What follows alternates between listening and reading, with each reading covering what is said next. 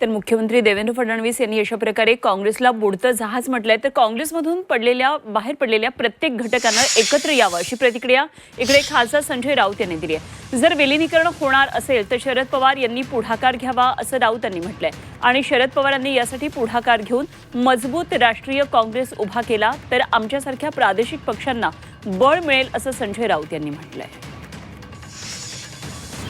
काँग्रेस पक्ष अधिक मजबूतीने समोर आला पाहिजे। राहुल गांधी तसे प्रयत्न करतायत, कष्ट करतायत, पण त्यांना अधिक मजबूती मिळण्यासाठी काँग्रेस पक्षातून वेळोवेळी अनेक घटक, अनेक नेते बाहेर पडले। त्यांनी पुन्हा एकत्र येऊन मूळ काँग्रेस मजबूत करावी ही भूमिका मी मांडली। आता या संदर्भात कोणत्या घटकानं काय करायचं हा त्यांचा प्रश्न आहे, पण मला असं दिसतं की त्या संदर्भात राष्ट्रीय स्तरावर आता एक डिबेट सुरू झालं आहे, चर्चा सुरू झाली आहे आणि काही हालचाली सुरू झाल्या आहेत। त्याचं स्वागत केलं पाहिजे।